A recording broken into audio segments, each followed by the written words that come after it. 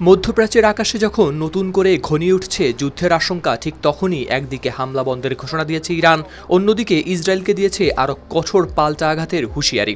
আর এর মাঝেই ইসরায়েলের গুরুত্বপূর্ণ শহর হাইফার একটি পেট্রোকেমিক্যাল স্থাপনায় ক্ষেপণাস্ত্র হামলার দাবি করেছে ইরানের ইসলামী বিপ্লবী গার্ড বাহিনী আইআরজিসি। ইরানের শীর্ষ সামরিক কমান্ড খাতাম আল আনবিয়া সদর দপ্তর জানিয়েছে, আপাতত চলমান সামরিক অভিযান শেষ করা হয়েছে। তবে এই ঘোষণা কোনো দুর্বলতার ইঙ্গিত নয়, বরং তেহরান স্পষ্ট করে দিয়েছে ইসরায়েল যদি আবার ইরান বা লেবাননে হামলা চালায় তাহলে তার জবাব আগের চেয়েও আরও কঠোর হবে। রয়টার্স, আল জাজিরা ও বিবিসি সহ একাধিক গণমাধ্যমে প্রকাশ পেয়েছে এই তথ্য।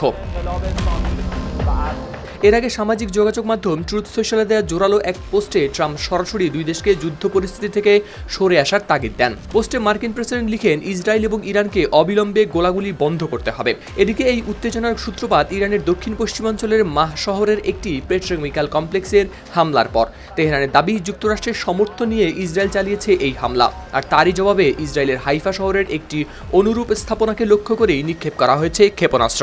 আইআরডিসি জানায়, এটি কেবল একটি পাল্টা জবাব নয়, বরং আরও বড় প্রতিক্রিয়ার আগাম সতর্কবার্তা। তারা মনে করিয়ে দিয়েছে, জ্বালানি ও বেসামরিক অবকাঠামোর উপর হামলা অব্যাহত থাকলে এর প্রভাব শুধু মধ্যপ্রাচ্যেই সীমাবদ্ধ থাকবে না, বরং বিশ্ব অর্থনীতিতেও পড়বে এর প্রভাব।